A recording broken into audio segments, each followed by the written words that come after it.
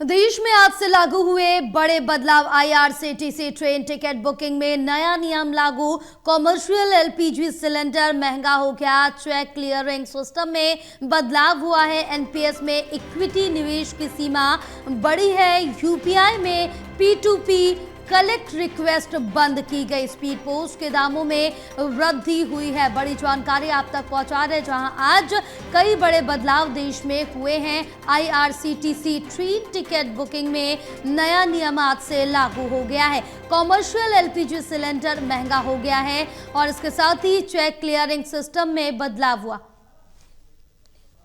हमारे साथ associate editor Pradeep Kumar जुड़े और जानकारी लेंगे। प्रदीप, क्या कुछ अपडेट मिल पा रहा है?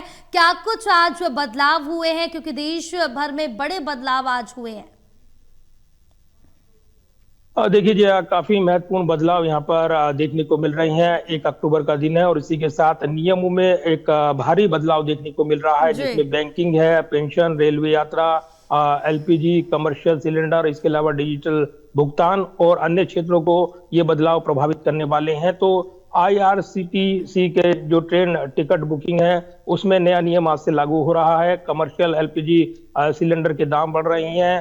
चेक क्लियरिंग सिस्टम में बदलाव आज से लागू हो रहा है। इसके अलावा एनपीएस में इक्विटी निवेश की जो सीमा है वो बढ़ाई गई है। यूपीआई में पी2पी कलेक्ट रिक्वेस्ट वो बंद हो रही है। स्पीड पोस्ट के दामों में वृद्धि हो रही है। तो ये बड़े बदलाव हैं। अगर प्रमुख बदलाव की बात करें तो अब जनरल रिजर्वेशन खुलने से पहले रेलवे में 15 मिनट तक केवल आधार वेरीफाइड यूजर ही ऑनलाइन टिकट बुक करा सकेंगे। इनका मकसद जो है टिकट दलालों को रोकना है, आम यात्रियों को प्राथमिकता देनी है, जो रेलवे की ओर से बताया गया। इसके अलावा यूपीआई में पी2पी कलेक्ट रिक्वेस्ट वो बंद होने जा रही है। यानी एनपीसीआई ने जो यूपीआई में पुल या कलेक्ट ट्रांजेक्शन है उसको पूरी तरीके से बंद करने का निर्णय लिया है और इसके जरिए पैसे सीधे नहीं मंगाए जा सकते। ये सुविधा केवल मर्चेंट्स जैसे अमेजन, स्विगी या आरसीटीसी है उसके लिए उपलब्ध रहेगी, जिसमें फ्रॉड और अनावश्यक जो ट्रांजैक्शन है उस पर रोक लगेगी।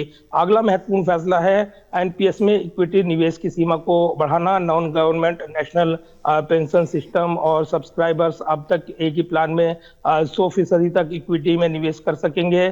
साथ ही सीआरए फीस में संशोधन हुआ है, जो ऑनलाइन और ऑफलाइन दोनों अकाउंट पर लागू होगा।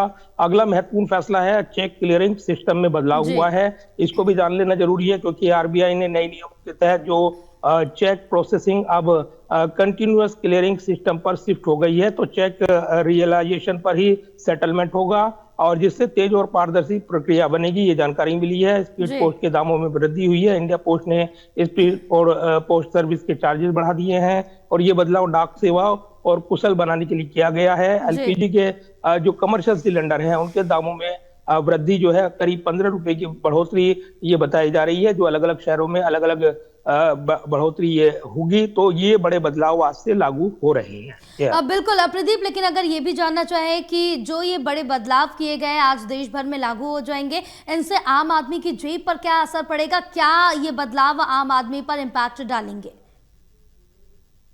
कि बिल्कुल आम लोगों को प्रभावित करने वाले बदलाव रहेंगे। कुछ को राहत मिलेगी तो कुछ कई सेक्टर में उनको थोड़ा असर भी पड़ेगा, लेकिन कुल मिलाकर ये बदलाव जो है प्रक्रिया को पारदर्शी बनाने और आम लोगों को राहत देने से जुड़े हुए हैं। सीधे तौर पर जो सेवा प्रदाता कंपनियां हैं उन पर इफेक्ट डालेंगे, लेकिन कमोबेश जब सेवा प्रदाता कंपनियों पर इफेक्ट डालता है तो उसका जो जमीनी असर जो होता है वो आम उपभोक्ता पर पड़ता है। और इसीलिए जो 1 अक्टूबर से नियमों में बदलाव हैं इस पर परख रहेगी, लेकिन कई बड़े बदलाव यहाँ पर हुए हैं और निश्चित तौर पर ये जो बड़े बदलाव हैं कहीं ना कहीं आम उपभोक्ता को प्रभावित करते नजर आने वाले। बिल्कुल प्रदीप, आप बने रहे, आगे और भी जानकारी आपसे लेंगे।